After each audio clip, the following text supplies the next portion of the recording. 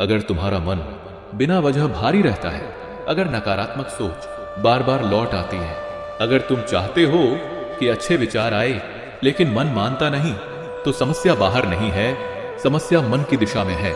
श्री कृष्ण कहते हैं मन खाली नहीं रहता, या तो वह विचारों से भरता है या चिंताओं से। आज तुम जानोगे कि मन को अच्छे विचारों की ओर कैसे मोड़ा जाता है। दोस्तों, अगर आप मन की शांति, सही सोच और श्री कृष्ण के जीवन बदल देने वाले उपदेश सुनना चाहते हैं तो अभी सफलता का मंत्रा YouTube चैनल को सब्सक्राइब कर लीजिए। यह सिर्फ प्रेरणा नहीं, मन को सही दिशा देने वाला ज्ञान मिलता है। अब कहानी शुरू करते हैं। श्री कृष्ण कहते हैं मनुष्य का सबसे बड़ा संघर्ष दुनिया से नहीं, अपने ही मन से होता है। दुनिया तुम्हें जितना भी परेशान कर ले, अगर मन शांत है तो तुम अडिग रह सकते हो, लेकिन अगर मन ही अशांत है तो सुख में भी दुख दिखाई देता है। मनुष्य अक्सर पूछता है मेरे मन में इतने नकारात्मक विचार क्यों आते हैं, लेकिन वह यह नहीं पूछता मैं अपने मन को किस दिशा में ले जा रहा हूं। श्री कृष्ण कहते हैं मन वैसा ही सोचता है जैसा तुम उसे रोज सिखाते हो। मन कोई शत्रु नहीं है, मन कोई मित्र भी नहीं है। मन एक साधन है, और साधन जिसके हाथ में होता है उसके अनुसार चलता है। मनुष्य यही भूल करता है, वह मन को अपने ऊपर हावी होने देता है। जब मन डरता है तो वह डर के पीछे चलता है, जब मन क्रोधित होता है तो वह क्रोध के पीछे चलता है और फिर कहता है मेरा मन ही ऐसा है। श्री कृष्ण कहते हैं मन ऐसा नहीं होता, मन वैसा बन जाता है। मन में अच्छे विचार जबरदस्ती नहीं लाए जाते, अच्छे विचार सही वातावरण से जन्म लेते हैं। जैसे बीज उपजाऊ भूमि में ही उगता है, वैसे ही अच्छे विचार शांत मन में ही टिकते हैं।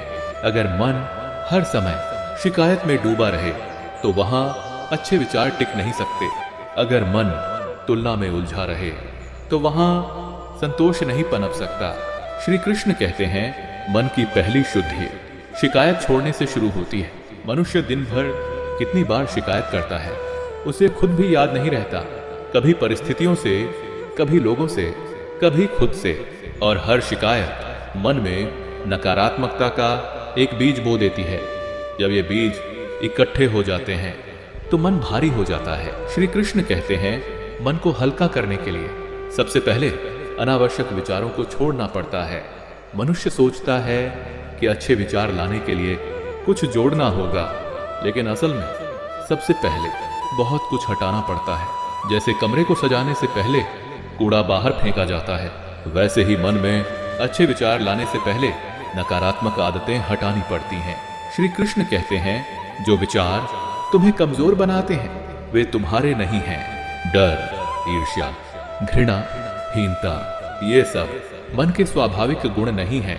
ये सीखे हुए विकार हैं, और जो सीखा गया है वह छोड़ा भी जा सकता है। मन को बदलने की दूसरी शुरुआत है ध्यान देना कि तुम क्या देखते हो, क्या सुनते हो और किसके साथ समय बिताते हो।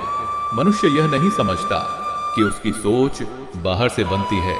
जो तुम देखते हो, जो तुम सुनते हो, जो तुम बार बार दोहराते हो, वही धीरे धीरे तुम्हारी सोच बन जाता है। श्री कृष्ण कहते हैं अगर तुम कीचड़ में बैठोगे तो वस्त्र गंदे ही होंगे। अगर तुम हर समय नकारात्मक बातों के बीच रहोगे तो मन भी वैसा ही बनेगा। इसलिए अच्छे विचारों की शुरुआत अच्छी संगति से होती है। अच्छी संगति का अर्थ सिर्फ लोगों से नहीं है। अच्छी संगति का अर्थ है अच्छे शब्द, अच्छे विचार और शांत वातावरण। मन को हर समय उत्तेजना नहीं चाहिए, मन को कभी कभी शांति चाहिए। मनुष्य दिन भर भागता रहता है, सूचना से सूचना, चिंता से चिंता, और फिर कहता है मेरा मन शांत नहीं रहता। श्री कृष्ण कहते हैं जो मन आराम करना भूल गया है वह अच्छे विचारों को जगह नहीं दे सकता। अच्छे विचार शोर में नहीं आते, वे शांति में आते हैं। मन को शांत करने का सबसे सरल उपाय है क्षण भर रुक जाना, बिना कुछ सोचे, बिना कुछ चाहे, सिर्फ सांस को महसूस करना। जब मन वर्तमान में आता है तो वह भविष्य के डर और अतीत के बोझ से मुक्त होता है। श्री कृष्ण कहते हैं वर्तमान में रहने वाला मन सबसे शुद्ध होता है। मनुष्य अक्सर कहता है मैं चाहता हूं कि मेरे मन में सकारात्मक विचार आए, लेकिन वह नकारात्मक सोच को छोड़ने के लिए तैयार नहीं होता। यह वैसा ही है जैसे कोई अंधेरे कमरे में रोशनी चाहता हो लेकिन खिड़की खोलना न चाहे। श्री कृष्ण कहते हैं अच्छे विचार तब आते हैं जब मन उन्हें आने देता है। मन को डांटने से नहीं, समझाने से बदला जाता है। जब नकारात्मक विचार आए तो उनसे लड़ो मत, उन्हें देखो, समझो और जाने दो। जो विचार तुम्हें तोड़ते हैं उनसे जुड़ना तुम्हारा कर्तव्य नहीं है। श्री कृष्ण कहते हैं तुम्हारे मन में हर विचार तुम नहीं हो। कुछ विचार सिर्फ आते हैं जैसे बादल, और बादल आसमान नहीं होते। जब मनुष्य यह समझ लेता है तब मन पर उसका नियंत्रण शुरू होता है। यहीं से अच्छे विचारों की असली यात्रा शुरू होती है। श्री कृष्ण कहते हैं अच्छे विचार लाना कठिन नहीं है, लेकिन उन्हें टिकाए रखना सच्ची साधना है, क्योंकि मन बाहर की दुनिया से लगातार प्रभावित होता है। अगर मन को दिशा न दी जाए तो वह पुरानी आदतों में वापस लौट जाता है। इसलिए अच्छे विचार एक बार लाकर छोड़ देना पर्याप्त नहीं है, उन्हें रोज पोषित करना पड़ता है। श्री कृष्ण कहते हैं जैसे शरीर को रोज भोजन चाहिए, वैसे ही मन को रोज सही विचार चाहिए। मनुष्य अक्सर यह गलती करता है कि वह एक दिन अच्छा सोच लेता है और फिर उम्मीद करता है कि अब सब ठीक रहेगा, लेकिन आदतें एक दिन में नहीं बदलती। मन में जो नकारात्मकता सालों से जमा है वह धीरे धीरे ही बाहर जाएगी। इसलिए धैर्य रखो। मन को सुधारना एक यात्रा है, कोई त्वरित उपाय नहीं। श्री कृष्ण कहते हैं जो व्यक्ति अपने मन से लड़ता है वह थक जाता है, और जो व्यक्ति अपने मन को समझता है वह उसे दिशा दे देता है। अच्छे विचार टिकाने का पहला नियम है अपने शब्दों पर ध्यान। मनुष्य दिन भर खुद से क्या बोलता है यह सबसे महत्वपूर्ण है। अगर तुम खुद से बार बार कहोगे मैं कमजोर हूं, मैं असफल हूं, मुझसे नहीं होगा, तो मन इन्हीं शब्दों को सत्य मान लेगा। श्री कृष्ण कहते हैं मन तर्क नहीं करता, मन विश्वास करता है। वह वही मान लेता है जो बार बार कहा जाए। इसलिए अपने शब्द सचेत रूप से चुनो। शब्द मधुर हो लेकिन झूठे नहीं। अपने आप से यह कहो मैं सीख रहा हूं, मैं प्रयास कर रहा हूं, मैं बदल सकता हूं। यही शब्द मन में अच्छे विचारों की जड़ें जमाते हैं। दूसरा नियम है कृतज्ञता। मनुष्य जो नहीं है उसी पर ध्यान देता है, और जो है उसे सामान्य मान लेता है। यही सोच मन को अशांत बनाती है। श्री कृष्ण कहते हैं कृतज्ञ मन कभी खाली नहीं रहता। जब तुम छोटी छोटी बातों के लिए आभार मानते हो तो मन में संतोष पैदा होता है, और संतोष अच्छे विचारों की सबसे उपजाऊ भूमि है।